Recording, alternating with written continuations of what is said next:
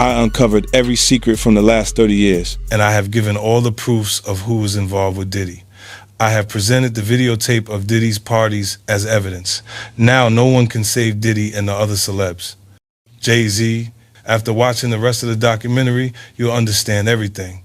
I am the fucking hardest hustler in the world. This is Savage Part 2. Don't tell me about shit. It's 2022 and I'm still a savage. Whatever I want, I get. Whatever I want, I fucking get. You guys don't need to worry about me getting revenge from Diddy. I've got 3 moves that make sure he'll never be able to come after me or my family. First, I personally reached out to the victims' legal teams. The real reason he's not getting out is those buried cases behind the scenes. I provided legal funding for 7 victims who had been silent for years and brought in the top criminal attorneys in the country. Second, I bought up every potential post-release business deal he had lined up. I planned this 2 years in advance, so by the time he got sentenced and still had hope of getting out, every partner had already cut ties with him. Third, I don't just have evidence, I've got backups. This is an entire minefield that's been buried for 20 years. I uncovered every secret from the last 30 years. With testimonies from the victims, we interviewed over a dozen people he tricked, threatened, or violated.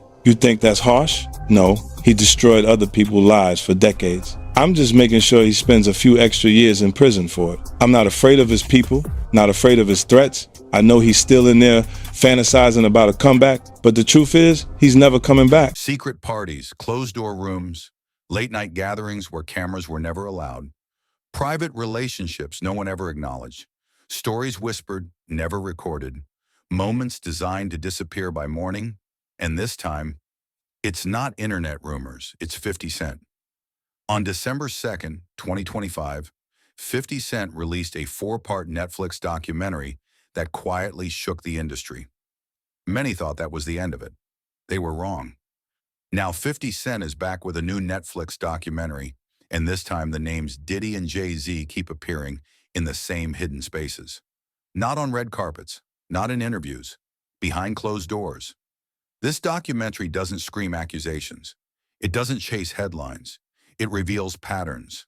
Patterns of secret meetings, patterns of undocumented parties, patterns of silence that lasted for years.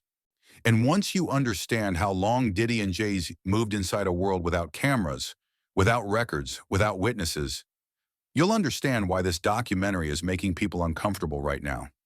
What comes first in this documentary isn't chaos, it's precision.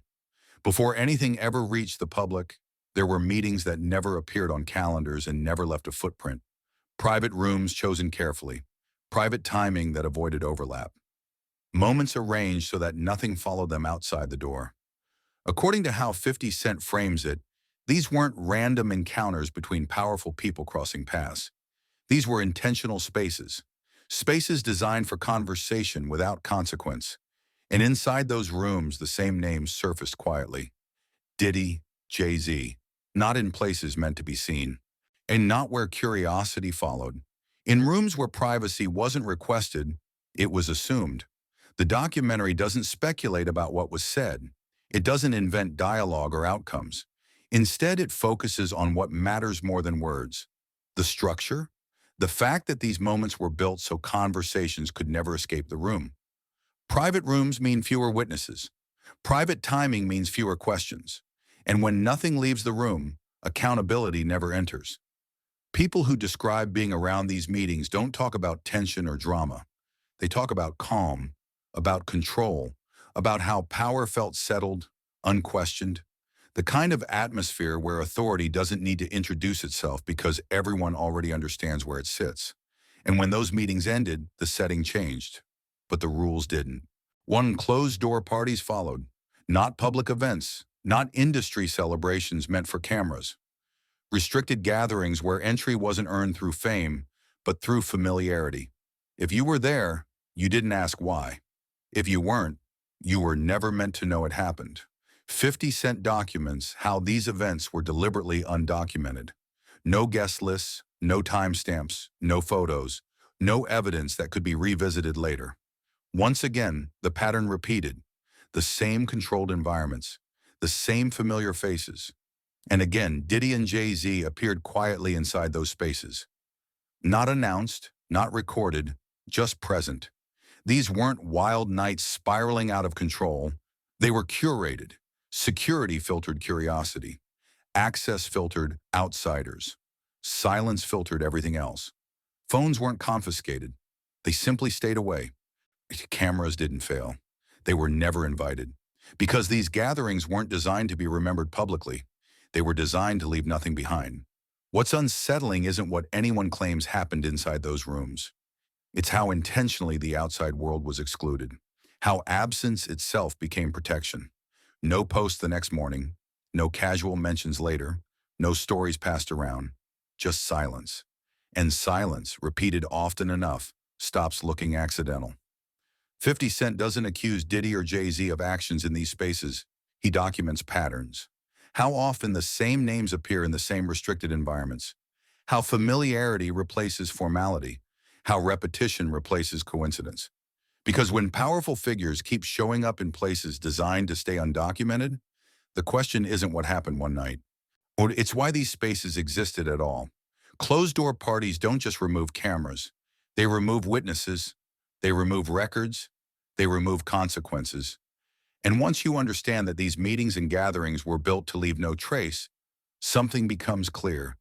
Whatever followed later, the silence, the alignment, the unanswered questions, it didn't begin in public. It began here, in private rooms, at private times, between people who understood exactly why nothing could ever leave the room. Because when conversations never escape and nights leave no records, power doesn't need to hide afterward. It's already protected the moment the door closes. As the night moved deeper, the rules quietly disappeared. These weren't events that happened while the world was still paying attention. They began after schedules ended, after security relaxed, after visibility faded. Late-night parties that didn't belong to any official timeline. After-hours gatherings beyond normal sight. According to how the documentary presents it, timing was everything. The later it became, the fewer the witnesses.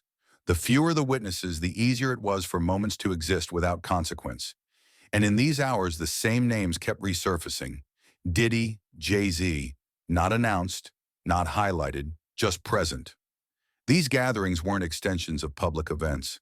They were separate worlds entirely. Locations shifted late. Entrances changed.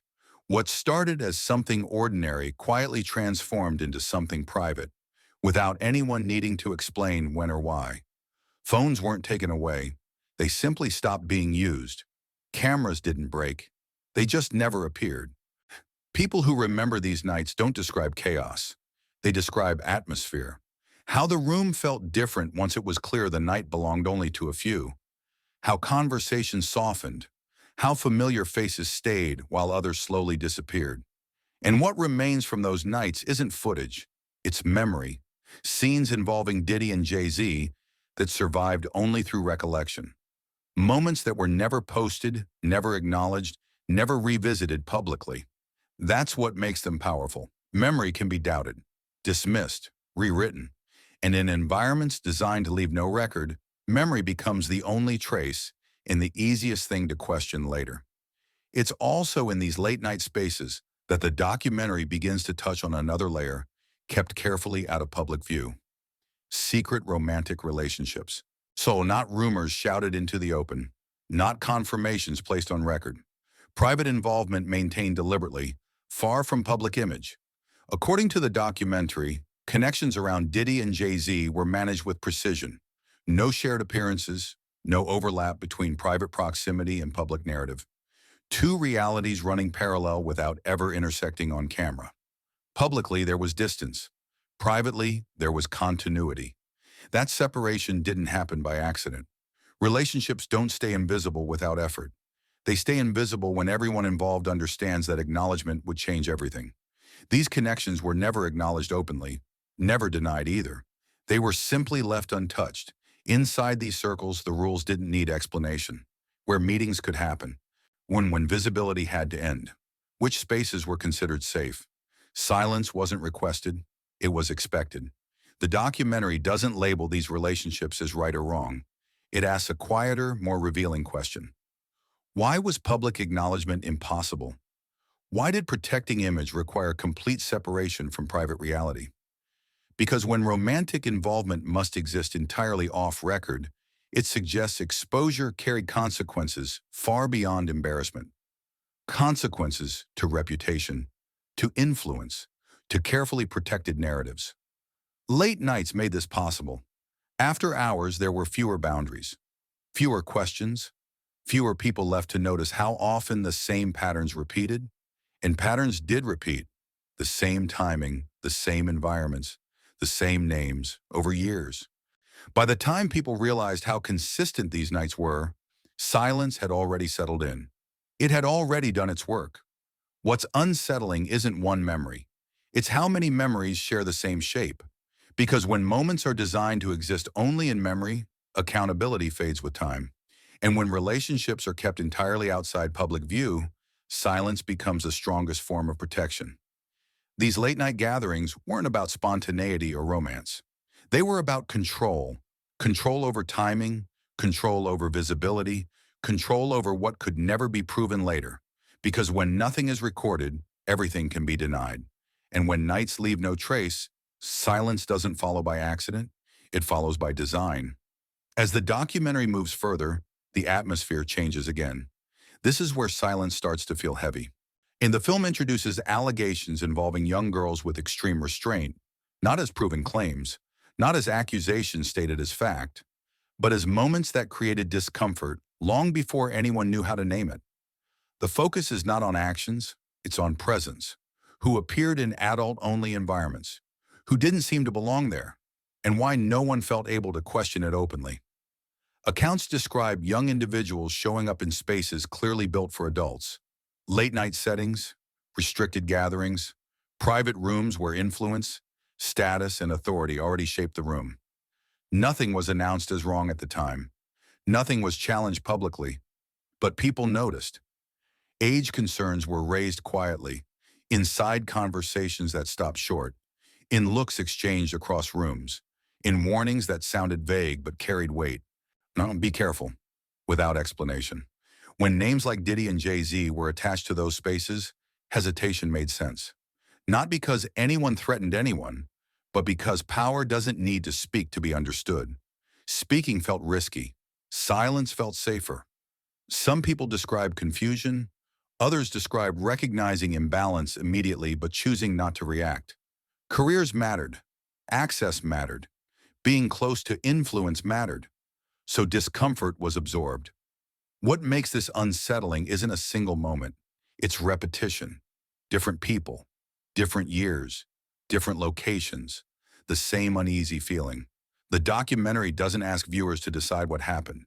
It asks them to notice how often similar discomfort appeared and how consistently it went unaddressed. Then the focus shifts again into another form of secrecy. Alleged relationships with men, not framed as scandal, not framed as wrongdoing, examined instead through the separation between private identity and public persona. The documentary is careful here. This is not about judging identity. It's about concealment and the extreme effort required to keep parts of life completely invisible. Public image was tightly controlled, every appearance calculated, every association filtered. The versions shown to the world remained consistent and polished. Behind closed doors, different rules applied. According to accounts, private connections existed only in spaces where cameras never followed and questions were never asked. No confirmations, no denials, just silence maintained over long periods of time. What stands out is the discipline involved. Different locations, different timing, different circles.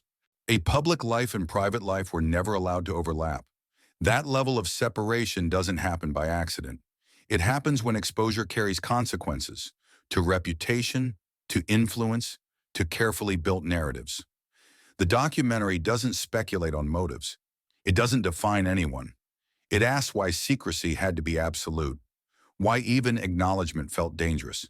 Because when something must be hidden this carefully, the secrecy itself becomes revealing. People describe how trust operated inside these environments. Who could be present? Who could be relied on to stay silent? Who understood the unspoken rules without them ever being explained? Breaking those rules didn't lead to arguments. It led to disappearance. Invitations stopped coming. Access faded. connections dissolved quietly, not as punishment, but as prevention. Now, by the end of this section, the weight doesn't come from accusation. It comes from structure, from how power, silence, and imbalance overlapped, from how discomfort was noticed but never addressed, from how identity, whatever it may have been, had to remain hidden to protect something larger. Because this isn't just about relationships. It's about a system where silence mattered more than clarity. And in that system, questions didn't disappear. They waited. As the documentary moves into this layer, the focus shifts from private rooms to private alignment, secret relationships with celebrities, not friendships celebrated publicly, not collaborations announced on stage, powerful names moving together quietly while appearing separate in public. The documentary traces how Diddy and Jay-Z often maintain visible distance in interviews, not events and official narratives, different circles, different lanes, a separation that suggested independence. But behind closed doors, that separation dissolved. Private gatherings, restricted spaces, after-hours environments where access mattered more than image. In these settings, familiar faces reappeared. The same powerful names surfaced together without explanation. Not photographed, not acknowledged, not discussed. Public distance masked private familiarity, and that contrast mattered. Public separation reduced curiosity. Private alignment preserved trust. The film doesn't suggest secret contracts or formal plans. It shows something quieter, mutual understanding. An understanding of when to stay apart publicly and when to move together in silence. Accounts describe how reactions across the industry often felt synchronized. How certain topics went unanswered at the same time. How attention shifted away without anyone ever saying why. Not because someone ordered it, because alignment already existed. This is how influence protects itself. When powerful people share private spaces, silence becomes shared, not enforced, expected. No one benefits from breaking it. Reputation is at stake. Access is at stake. Entire careers are at stake. And then the documentary returns to something heavier. Adult misconduct allegations.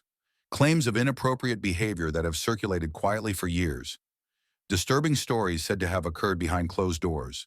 The film approaches these carefully. It does not sensationalize. It does not dramatize. It documents how these stories surfaced and why they never fully disappeared. What connects these accounts isn't detail. It's environment. Private spaces, limited witnesses, power imbalances that made speaking feel risky. Different people describe similar unease, situations where boundaries felt unclear, moments that didn't feel right, but didn't feel safe enough to confront. At the time, many dismissed their instincts. Later, distance brought clarity. And when multiple people reached similar realizations independently, the stories stopped feeling isolated. They started feeling patterned. The documentary does not accuse Diddy or Jay-Z directly. It asks why these stories were never addressed openly, why explanations never followed, why silence replaced clarification every time. Because silence doesn't erase allegations like these. It preserves them. It allows questions to grow heavier instead of fading. It allows patterns to emerge where individual moments once stood alone. The film shows how private celebrity spaces can normalize behavior that would never survive public scrutiny. How repetition can turn discomfort into routine. How routine slowly erodes the instinct to question, and that erosion is dangerous. Not because it proves wrongdoing, but because it allows environments to exist without accountability. By the end of this section, the weight doesn't come from one story, it comes from accumulation. From how often similar unease is described, from how consistently the same private settings appear, from how reliably silence followed. Because discomfort doesn't appear without reason. It grows where power goes unchecked, where visibility ends, where what happens behind closed doors is protected by design. And once those doors begin to open, even slightly, the focus shifts. Not just to what may have happened, but to how long a system built on public distance and private familiarity was allowed to operate without ever being questioned. As the documentary continues, it becomes clear that the most important figures weren't always the most visible ones. Unspoken connections, private inner circles that never appeared in interviews, articles, or official narratives. People who were consistently present around Diddy and Jay-Z across different years and different settings without ever being mentioned publicly. They didn't introduce themselves. They didn't need to. Their presence felt established, unquestioned, as if they had always been there. According to the documentary, these individuals moved through restricted environments with ease. No hesitation, no explanations. Doors opened without conversation. Their access wasn't earned in the moment, it was assumed. That kind of familiarity doesn't come from coincidence. It comes from trust built quietly over time. People who recall these settings describe how the atmosphere shifted when these inner circle figures entered a room. Conversations softened, energy changed. Others instinctively adjusted their behavior, often without understanding why. Authority didn't announce itself. It didn't need to. What makes these connections unsettling isn't that they existed. Every powerful world has an inner circle. What makes them unsettling is how completely invisible they were to the public story. No names, no acknowledgments, no trace they were ever there.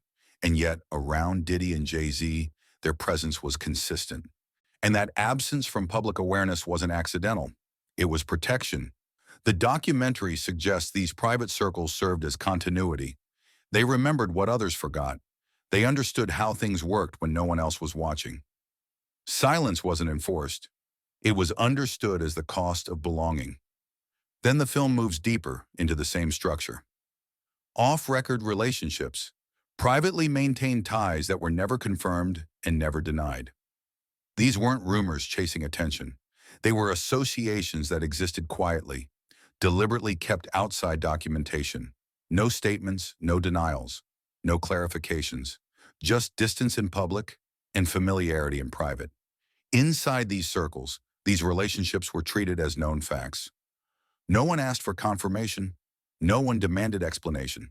No explanation would have created records, and records were exactly what these connections could not survive. What stands out is their longevity.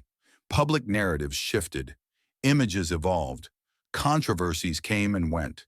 The off-record relationships remained intact, not visible, but steady. Maintaining that kind of invisibility requires discipline. It requires coordination. Everyone involved has to understand that silence benefits everyone. Silence protected access. Silence protected influence. Silence protected the system. The documentary doesn't suggest these ties were hidden because they were weak. It suggests they were hidden because they were valuable. Valuable enough to preserve privately. Valuable enough to erase publicly. Over time, that split became normalized. Public stories stayed clean. Private realities continued uninterrupted. By the end of this section, one realization settles in quietly. The strongest connections around Diddy and Jay-Z weren't the ones people could point to. They were the ones no one could name, the ones never written down, the ones that existed only through access, proximity, and silence. And when relationships can survive for years without ever being confirmed or denied, they aren't accidental. They are functioning exactly as intended, protected not by lies, but by the shared understanding that some connections are never meant to be spoken out loud. As the documentary widens its lens, the story stops being about isolated moments and starts becoming about movement. Hidden alliances, not partnerships announced on stages, not friendships celebrated in interviews, but coordination that only made sense when viewed from behind the scenes. Publicly, Diddy and Jay-Z appeared separate, different paths, different narratives, different public postures that suggested independence and distance. To the outside world, there was no reason to connect their actions.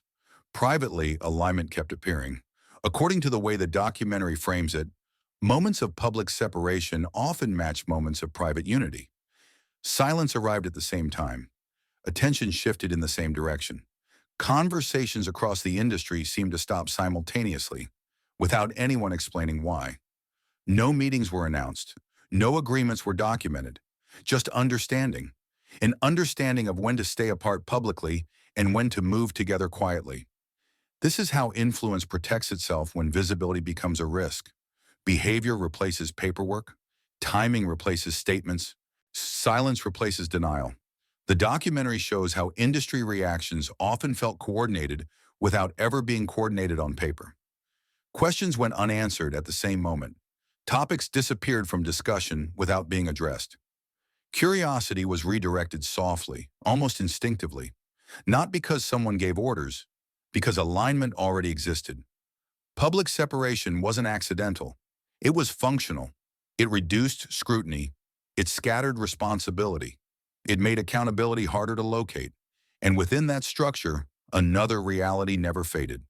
Unverified accusations. Claims that didn't arrive with documents or court dates. Claims that didn't explode into headlines and then vanish. Claims that stayed.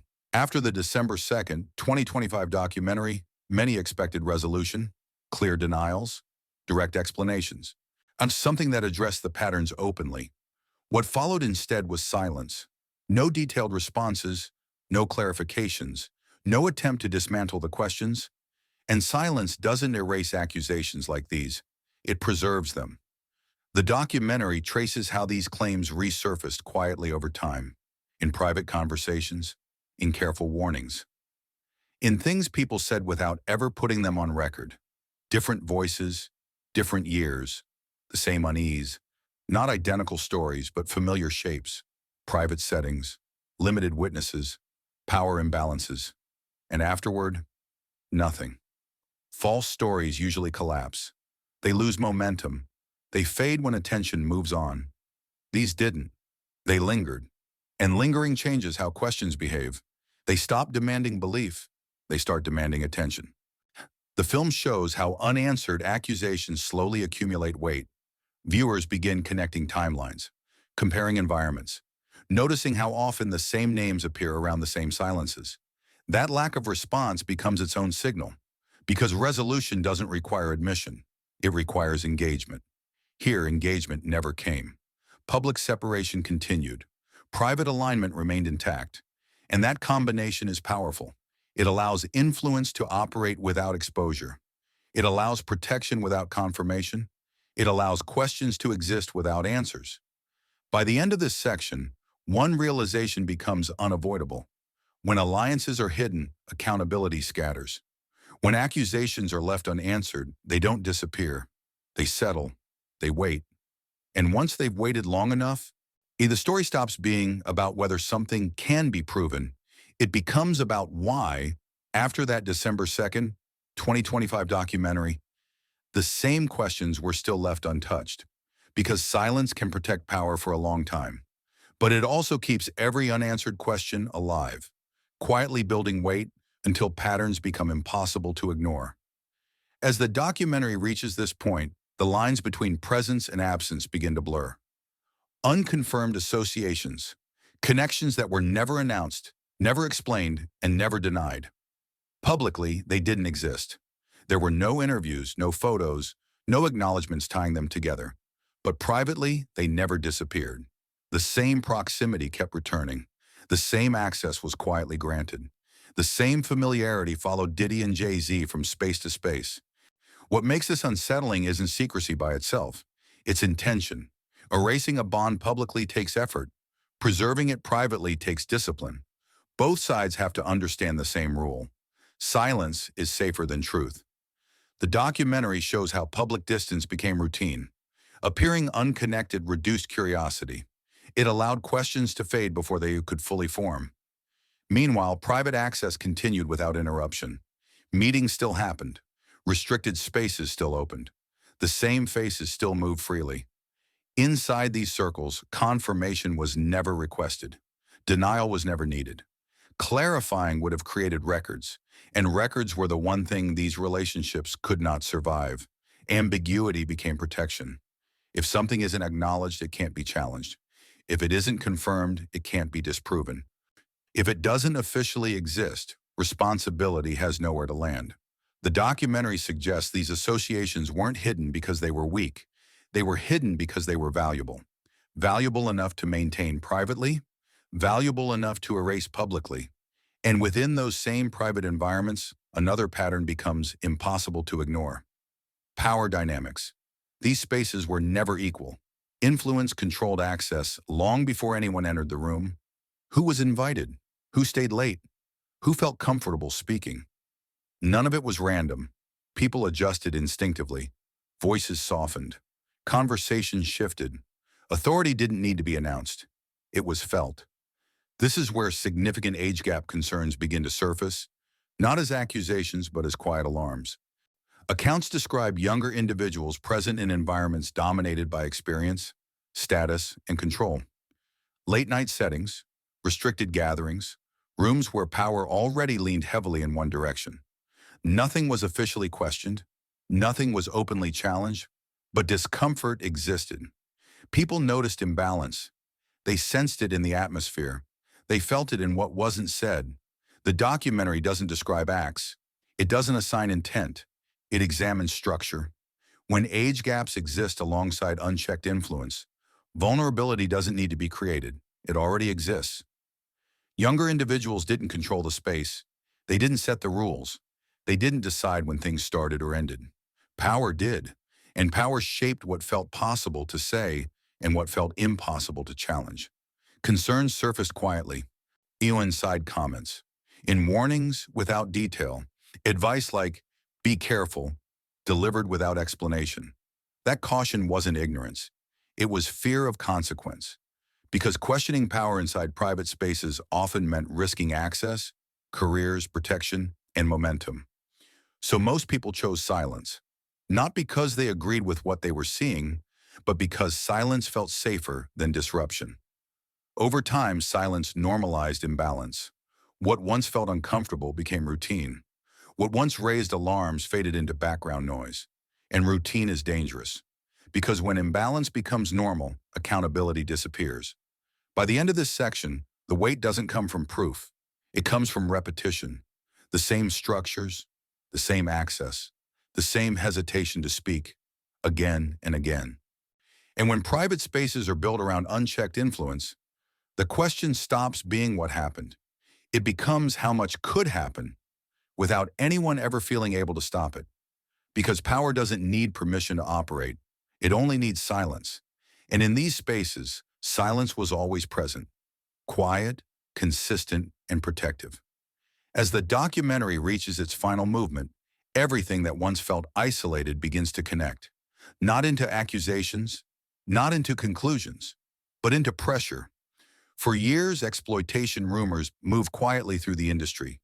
They were never loud enough to force action, never clear enough to demand accountability. They existed as whispers, shared carefully, passed privately, never meant for headlines. These weren't stories people repeated casually. They were warnings.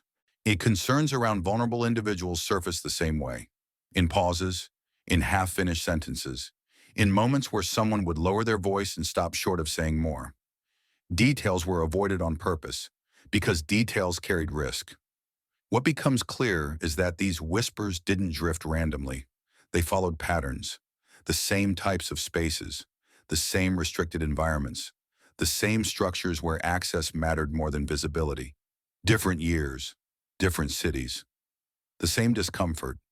Someone would express concern, only to realize someone else had noticed something similar long before. Not the same incident, but the same feeling. The same sense that something about these spaces didn't sit right. That's when coincidence stops being believable. Because rumors don't survive for years without reinforcement. They survive because silence protects them. The documentary shows how this system didn't need threats or enforcement to function. No one had to be told to stay quiet. The consequences of speaking were already understood. Access could disappear. Opportunities could fade. Careers could stall without explanation. So people chose silence, not because they believed nothing was wrong, but because silence felt like survival. This is how systems built on power protect themselves, not through denial, through exhaustion. People grow tired of holding questions alone. They convince themselves discomfort isn't enough to risk everything. They learn to look away from what feels unchangeable until something shifts. What shifts now is visibility. With this new Netflix documentary, the whispers are no longer isolated. They're placed side by side. Homo patterns that once felt personal now look structural. The same environments tied to Diddy and Jay-Z are no longer invisible. The film doesn't accuse. It doesn't conclude. It connects. And connection is dangerous for any system built on silence. Because silence only works when people believe they're alone. Once they realize they're not, the structure weakens. The documentary shows how repetition creates pressure, how awareness spreads quietly, how people begin to understand that what they noticed years ago wasn't isolated, it was shared. That shared recognition changes everything. The system hasn't collapsed, but it's no longer hidden. And once something built on silence becomes visible, it doesn't need to be attacked. It begins to strain under its own weight. Not all at once, not dramatically, but inevitably. Because silence can protect power for a long time, just not forever. Now, after this new documentary lays these patterns out clearly, the pressure isn't coming from accusations. It's coming from awareness, from the realization that the same concerns echoed for years, that the same structures repeated without interruption, that the same questions were never answered. This isn't the end of the story, but it is the moment the system stopped being invisible. And once enough people see the same pattern at the same time, the question stops being whether something will change. It becomes how long silence can hold, now that everyone is finally looking.